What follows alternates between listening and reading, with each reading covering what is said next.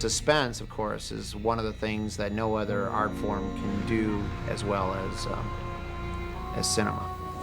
I don't think anything can manipulate the time and the place and the storytelling techniques the way that a movie can. So I wanted to try my hand at doing something that's really terrifying and suspenseful.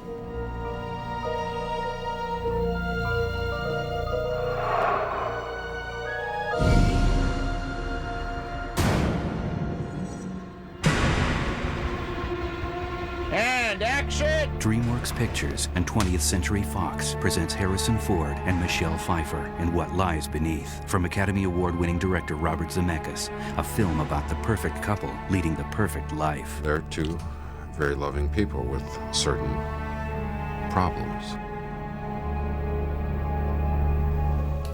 Claire's hearing things. What? What are you hearing? Voices, whispering. Those strange things that could be your imagination, or could be the wind, or could be the house settling, or is there a presence in our house?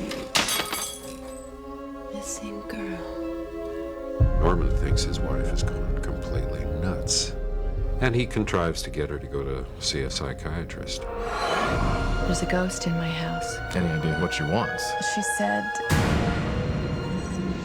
It turns out that the marriage isn't as perfect as we had thought. I stopped to this cafe to get a coffee, and I see Norman, but he wasn't alone.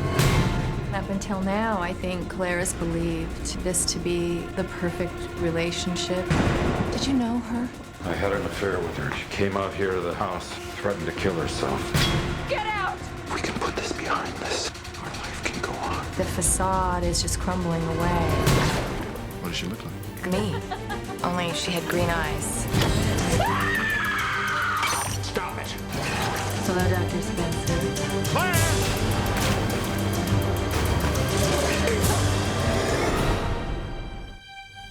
I think she's starting to suspect something. Your wife. Margaret! And action! Action! Action! Action! You telling me that you built a time machine?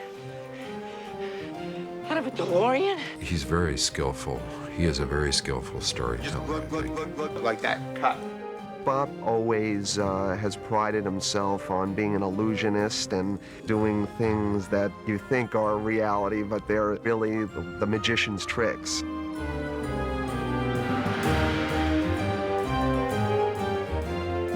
I was fascinated by the illusion of movies before anything else. Robert Zemeckis was born on the south side of Chicago in 1951. Zemeckis had early aspirations to be a rock star, but they were abandoned when an 8mm movie camera came into his hands in high school. Enlisting friends and family as cast and crew, he began pursuing the passion that would consume him from then on: filmmaking. When I first started to see movies, I was only impressed by their special effects. Always trying to figure out how they did a visual effect or how they did an action sequence. Experimenting with cinematic tricks fueled Zemeckis' interest in pursuing filmmaking as a profession and led him to the world-renowned USC School of Cinema and Television, where he produced Field of Honor, an ambitious project that garnered him the Student Academy Award in 1973. The film's combination of humor and technical savvy got the attention of director Steven Spielberg, who was instrumental in getting Zemeckis' first feature-length screenplay produced. He was able to convince Sid Sheinberg at Universal to give me a shot directing this little $2.5 million movie that was I Want to Hold Your Hand. And of course, then we learned the really sad lesson that just because movies work in audiences doesn't mean anyone wants to go see them. I Want to Hold Your Hand and his next film, Used Cars, were well received by the critics, but they never connected with an audience. Their style and energy, though, had caught the eye of Michael Douglas, who thought Zemeckis would be perfect for his next project. The studio didn't want me to do it because, you know, I was this guy whose movies didn't make any money. But, you know, to Michael's credit, I mean, he said, but look at the films. The films work. I want that kind of style. I want that energy in this movie. So he stuck with me and hired me to do Romancing the Stone.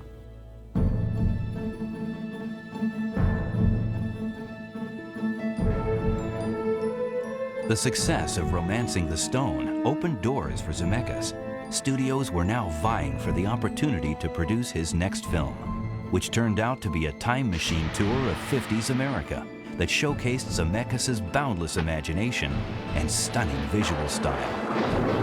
To tell you the truth, I couldn't make heads or tails out of the script. It just seemed cool, but I didn't go into it saying, oh, I know what Bob Zemeckis is doing. I know what this film is going to look like. I know what Marty McFly is and what the story's about. I honestly can't tell you that I did know that. I had no idea.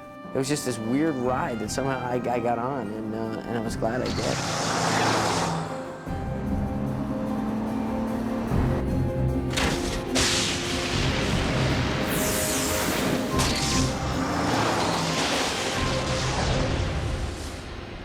Everyone calls, Back to the Future a special effects movie. In fact, there's only about 30 shots in the whole movie, and most of them are lightning. It's more of a science fiction story that has very few special effects shots in it. Special effects, however, played a crucial role in his next film, which at the time seemed like an attempt at the impossible. 111 Baker, take 3. Action! Roger Rabbit, special effects movie, for sure. But again, the fun for me there was trying to make this blend of, illusionary worlds work, which has never been done, in my opinion, successfully before. Action! Action! Zemeckis' reputation as a technical wizard was cemented on his next film, in which he combined his exceptional storytelling skills and inventive use of special effects to create another outrageous world in the macabre gothic comedy Death Becomes Her. And cut! And cut it! The diversity of his work turned out to be a Zemeckis trademark. He would win an Oscar for his next film, which recounted the epic journey of an innocent through a cynical world, all the while delivering a profound contemplation on our times. Movie directing is exhilarating, exhausting, addicting, painful, rewarding, and a very cool job. Thank you all very much. The hardest thing about Forrest Gump was just the size, the scope and the size of the entire project.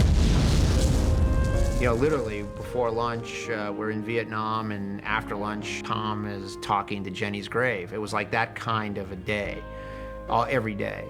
My given name is Benjamin Buford Blue. People call me Bubba. It's like one of them old redneck boys. Can you believe that? My name's Forrest Gump. People call me Forrest Gump. Bob's understanding of what the scene is about he's able to communicate it so clearly. He will come in and say, look, here's the red dot of what this scene is about, and how do we maximize that red dot? My mom always said life was like a box of chocolates. You never know what you're gonna get. Attention to detail in every scene has always been essential in creating Zemeckis' fantastical worlds. But it would be his clarity of vision and decades of directing experience that proved to be key in bringing Carl Sagan's book, Contact, to life. It had been a long road on Contact, 10 years with another director involved. And there just was a lot of mess going on. And they basically, sent it to Bob and said, can you help, please? And he came in, and it was like a grown-up walked into the room and just took everything over.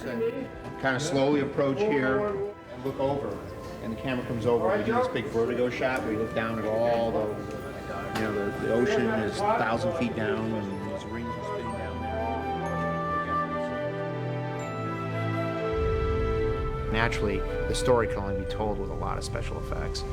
But by that time, I had a great team. I had Ken Ralston and teamed up with him from Back to the Future on, and we knew how to do most of those shots by the time we did a movie. All of the members of Zemeckis' creative team are considered tops in their field. And as on his past films, all of their combined talents would be called upon to tell the terrifying story of what lies beneath. Norman's father had this old stately place on a lake. Which we're renovating. Practically gutted. Wait till you see this place. It's beautiful. It is beautiful. You'll see it. What Rick Carter and I did in the design of the house is that we wanted, like everything else in the movie, it had to work on 2 layers. It had to be what looks like a perfect dream house when you see it in the sunlight in the perfect angle. But then if you start to make the shadows long and, and turn the light a different way and drop the camera to a lower angle, it can look ominous and scary in a way. I think that the house is a context for the characters because you see what it was that they had, and then you watch it self-destruct.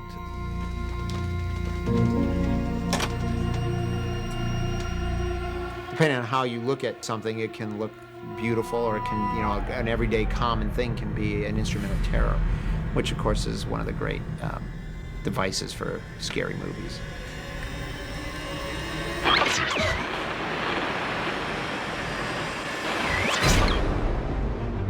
Like I said to Rob Legato, who was my special effects supervisor, I said, well, imagine what would Alfred Hitchcock do if he had computer graphics? With Hitchcock's films as a model, the special effects crew had a very specific vision for what lies beneath. You're actually looking for an opportunity that Alfred Hitchcock might have used had he lived in this sort of digital age. And so then you start to picture all these Alfred Hitchcock type shots, but now much more extended than they ever could be. If you think about the different moves that highlight the Hitchcock career, you think about camera moves that start way outside of a building and wind up inside all in one shot. Now we have the ability to blend those kinds of camera moves digitally with ease.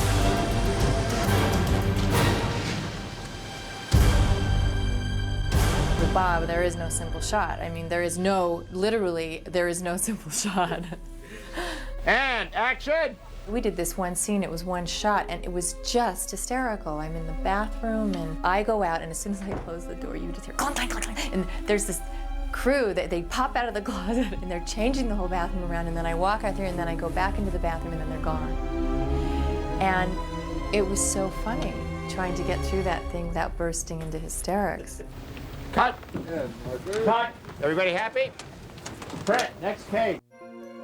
Bob's always been courageous, he's always been bold, and he's always wanted to push the envelope. Every day that he walks onto the set, he invents something new for filmmaking. I think Bob's a genius. I think Bob is the hardest working man I've ever seen in show business.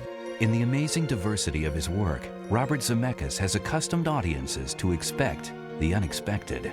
The best film storytellers have this capacity to defy genre and to work in films that are very different to each other. And action! In What Lies Beneath, he takes his genius for illusion to terrifying new heights as he brings fear into focus. She's dead. Who's dead? You know damn well who's dead. Things aren't always what they appear to be. You had an affair with a girl who killed herself, and now she's trying to hurt you. I love the construction of the script, the surprises that were built into it. You're not yourself today, are you? There are many different ways to look at this movie, and every scene, really. Everything's really symbolic of what lies beneath.